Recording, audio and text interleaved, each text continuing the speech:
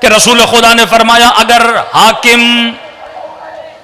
چاہے کالا حبشی غلام بھی ہو اور اس کے بال کشمش کی طرح ہوں جس طرح افریقنز کے بال ہوتے ہیں، وہ چاہے فاسق بھی ہو، تمہیں حق نہیں کہ تم اس کے خلاف قیام کرو۔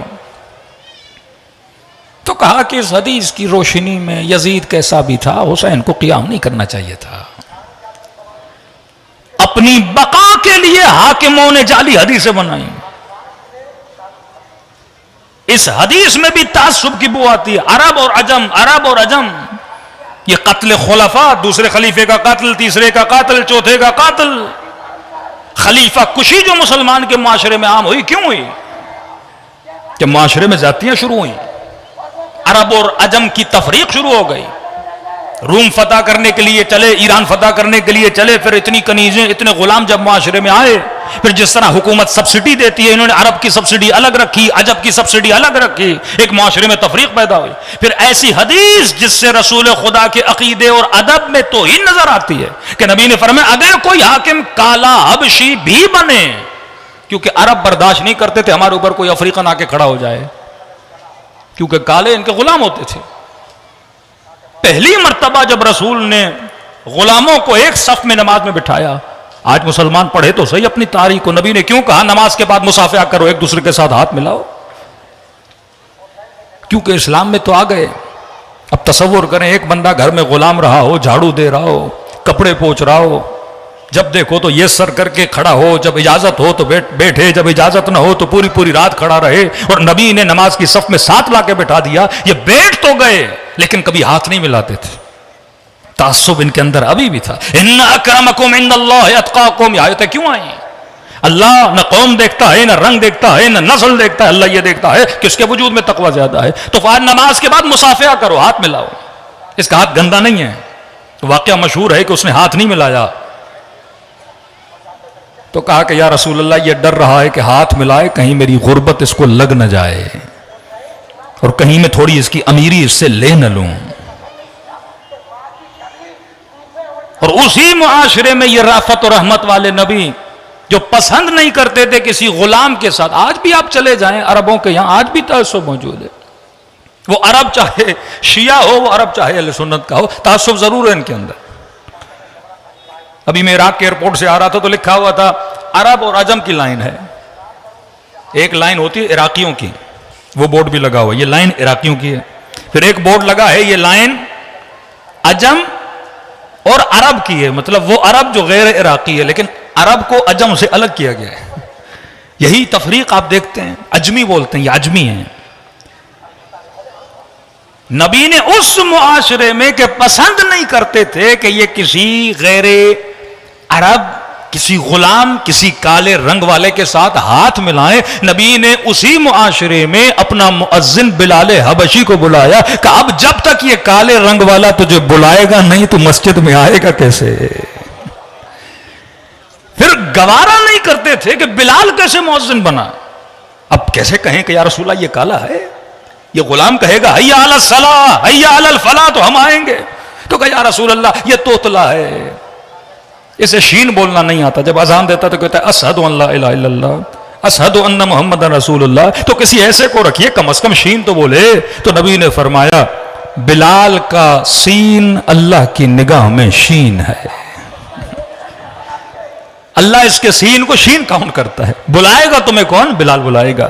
اب ایک طرف نبی کی حدیث کہ اگر کوئی ایسا حاکم آئے جو کالے رنگ کا ہو، مطلب توہین ہے، اگر کوئی کالا بھی آ جائے اور نشانی بتائی اس کے بال کشمش جیسے ہوں، یہ بھی عیب تھا، مطلب ان کے بال نہیں ہوتے، کشمش جیسے بال ہوتے ہیں، اور فاسق بھی ہو لیکن پھر بھی تمہیں حق نہیں، تم اس کے خلاف قیام کرو۔ اب فتویٰ دے رہا ہے قاضی شریح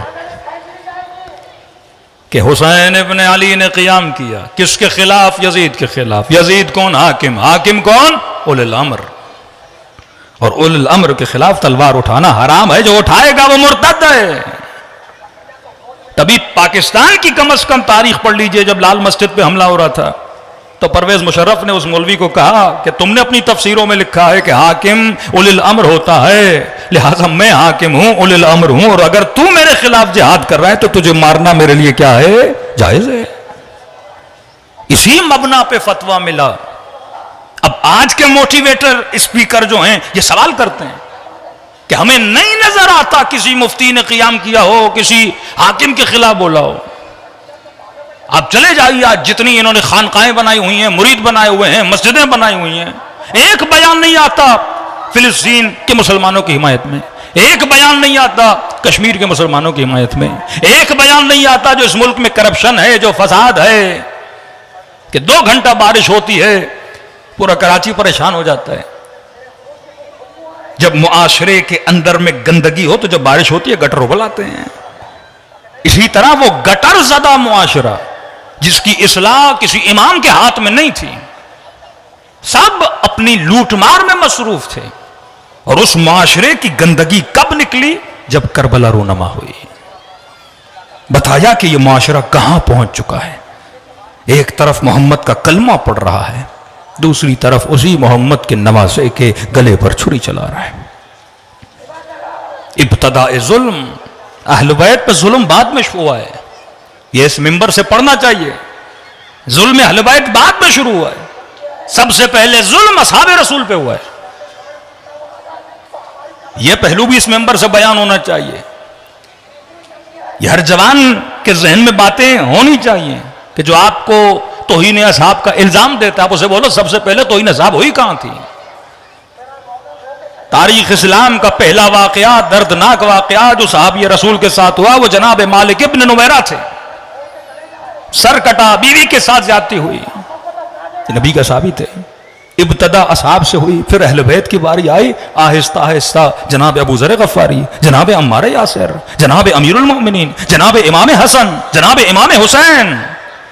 ظلم کڑی کڑی پکڑتا ہوا آگے بڑھا، اور جب اتنی انتہا پر پہنچا تو یہ اللہ کا بھی حکم ہوا کہ اب حسین کی قربانی ہونا ضروری ہے. اور اس قربانی کے بعد پھر ایک بہت بڑا چینج اس معاشرے میں آیا. اب کسی میں جرت نہیں تھی کہ ظاہری طور پر اہل بیت علیہ الصلوۃ والسلام پہ اٹیک کرے. اب آپ تصور کریں اگر اہل بیت نہ ہوتے تو آج ہمارا بھی شمار اسی ضلالت بھرے معاشرے میں ہوتا. آج ہم بھی وہیں کھڑے ہوتے اگر اہل بیت علیہ الصلوۃ والسلام نہ ہوتے. اہل بیت نے ان ساری نجاستوں سے بچا کر کربلا کے واقعے نے آج ہماری نسلوں کو فرش عزا پہ لا کے بٹھایا تاکہ یہ شعور ہمارے وجود میں پیدا ہو جائے، کونوا للظالم خصما وللمظلوم عونا، کہ ظالم کوئی بھی ہو، چاہے اپنا ہو غیر ہو، اس کی نفرت تمہارے دل میں ہونی چاہیے، اور مظلوم چاہے کسی بھی مکتب کا ہو، اس کی محبت تمہارے دل میں ہونی چاہیے. صلوات پڑھے محمد و آل محمد.